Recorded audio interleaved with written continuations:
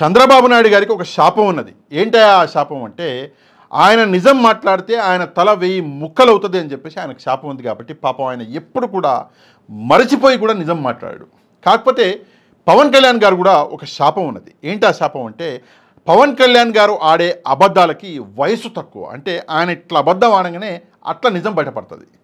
ఇవాళ రేపు పవన్ కళ్యాణ్ గారికి చాలా బ్యాడ్ ఫేస్ నడుస్తున్నది. ఆయన ఆడిన అబద్ధాలు ఒక్కొక్కటి బయటపడుతుంటే ప్రజలు నవ్వుకునేటువంటి పరిస్థితులు మనం చూస్తున్నాం.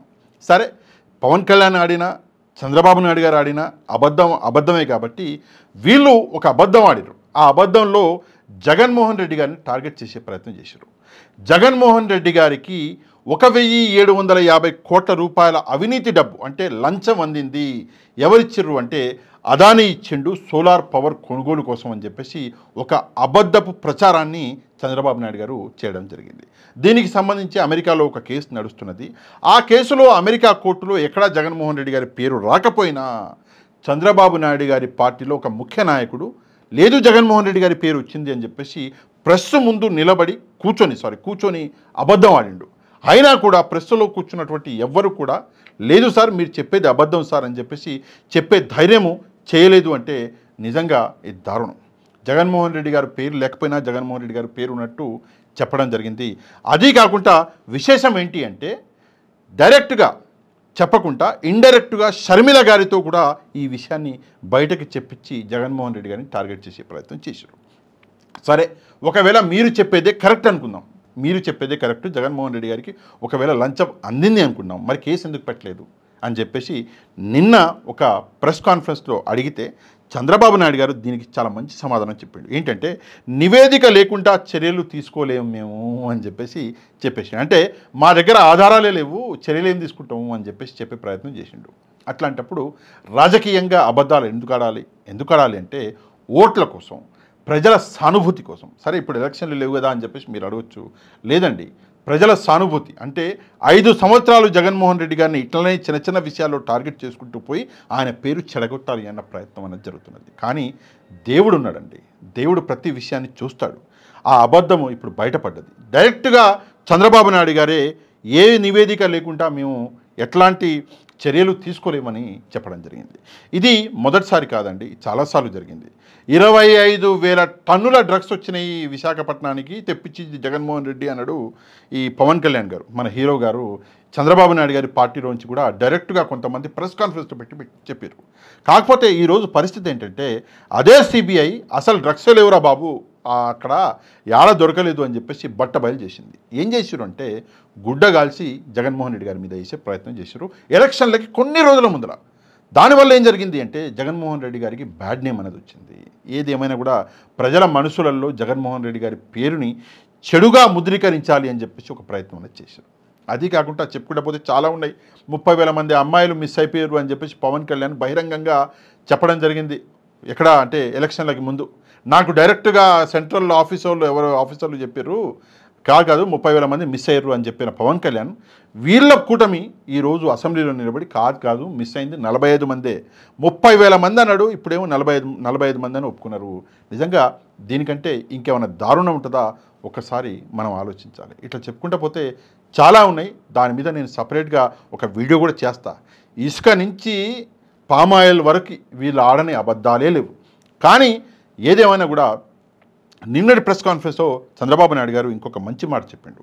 ఇది కూడా మనం అర్థం చేసుకోవాలి. ఏంటంటే సాధ్యాలని బట్టి సూపర్ 6 అమలుకి ప్రయత్నాలు చేస్తామన్నాడు. అంటే సాధ్యాలు ఏంటో తెలవకుండానే మరి హామీలు ఎందుకు ఇచ్చారు? ప్రతి అసెంబ్లీ సెషన్లో స్టేట్ దగ్గర ఉన్నటువంటి డబ్బులు ఎన్ని, స్టేట్ ఖజానాలు అంటే రాష్ట్ర ఖజానాలో ఎన్ని డబ్బులు ఉన్నాయో అసెంబ్లీలో కూర్చున్న వాళ్ళందరికీ, అపోజిషన్ వాళ్ళకి, పాలక పక్షానికి కూడా తెలిసి ఉంటుంది. అట్లాంటప్పుడు సాధ్యాలు తెలవకుండా ప్రజలకి అలవిగాని హామీలని ఎందుకు ఇచ్చారు? సూపర్ 6 పేరు మీద ప్రజల్ని మోసం చేసిరా? ఒక్కసారి ప్రజలకి చంద్రబాబు నాయుడు గారు సమాధానం చెప్పాలి. ఈరోజు అధికారంలోకి వచ్చిన మీరు జగన్మోహన్ రెడ్డి అది చేసిండు, జగన్మోహన్ రెడ్డి ఇది చేసిండు, అని చెప్పేసి మొత్తం కళ్ళబొల్లి మాటలు చెప్పి సూపర్ 6ని మాత్రం అసాధ్యమో చూస్తాం అనడం అన్నది ప్రజలకి మోసం చేయడం కాదా? ప్రజల్ని ఒక్కసారి ఆలోచించుకోవాలి. ఏ భరోసాతో మాట ఇచ్చిన తర్వాత ఇప్పుడు మీరు వచ్చి 7వ నెల నడుస్తున్నది, ఇంతవరకు కూడా మీరు ఒక్కటంటే ఒక్క సూపర్ సిక్స్లో ఒక్క హామీని కూడా అమలు చేయలేకపోయారు. అట్లాంటప్పుడు మీరు ఇది ప్రజలకు చేసిన ద్రోహం కాదా అన్నది ఒకసారి సమాధానం చెప్పాలి చంద్రబాబు నాయుడు గారు.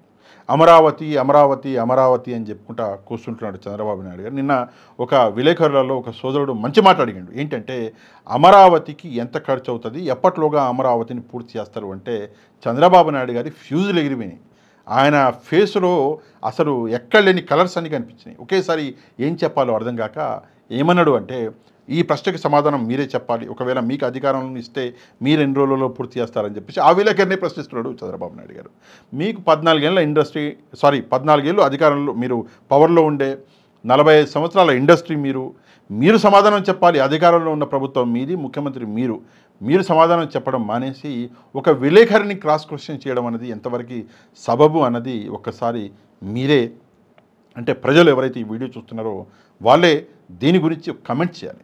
దీని మీద చంద్రబాబు నాయుడు గారి ప్రతిక్రియ ఏదైతే ఉందో, అడిగిన ప్రశ్నకి సమాధానం చెప్పకుండా దాటి వేసిన వైఖరి ఏదైతే ఉందో, దీని గురించి మీరేమనుకుంటున్నారో తప్పకుండా కమెంట్ చేయాలి. ఇక అది కాకుండా పవన్ కళ్యాణ్ గారు చెప్పినటువంటి అబద్ధాల గురించి నేను మాట్లాడుకుంటూ పోతే ఒక్క డైలాగ్ తోటి మొత్తం అబద్ధాలు చెప్పేస్తా.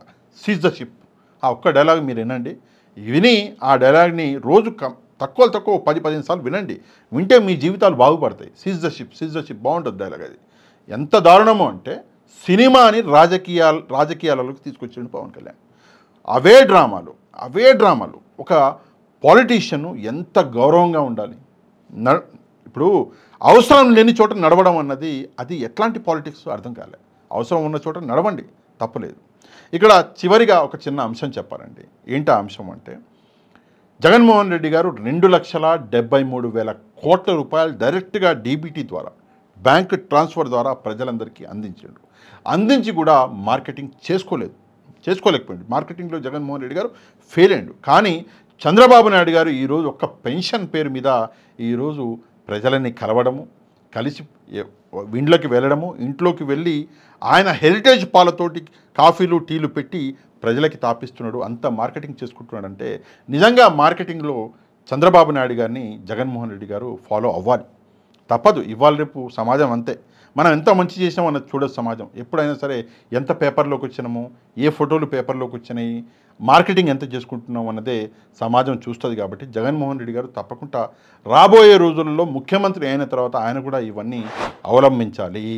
కాకపోతే ప్రజలు వినరు, ప్రజలకి అర్థం కాదు. కాబట్టి తప్పకుండా హెరిటేజ్ పాలు కాకపోతే వేరే ఏదైనా పాలు తీసుకెళ్ళి కాఫీ చేయాలి జగన్మోహన్ రెడ్డి గారు అని చెప్పేసి నేను కూడా ఆశిస్తున్నా, చేస్తాడు అని చెప్పేసి అనుకుంటున్నా. దీని గురించి మీరేమనుకుంటున్నారో తప్పకుండా కమెంట్ చేయండి. జగన్మోహన్ రెడ్డి గారు చేసిన మంచి గురించి కమెంట్ చేయండి.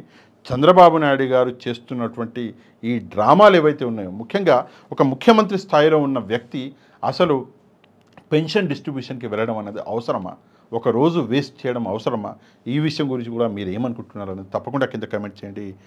తప్పకుండా ఎవరైతే మన ఛానల్ని సబ్స్క్రైబ్ చేసుకోలేదో ఛానల్ని కూడా సబ్స్క్రైబ్ చేసుకొని ఈ వీడియోని లైక్ అండ్ షేర్ చేయడం మాత్రం మర్చిపోవద్దు. ఎందుకంటే వీడియో అన్నది ప్రజలందరి దాకా చేరాలి, వైరల్ అవ్వాలి. కాబట్టి తప్పకుండా లైక్ అండ్ షేర్ చేయండి. నెక్స్ట్ వీడియోలో మళ్ళీ కలుద్దాం. అంతవరకు థ్యాంక్ యూ వెరీ మచ్. జై హింద్.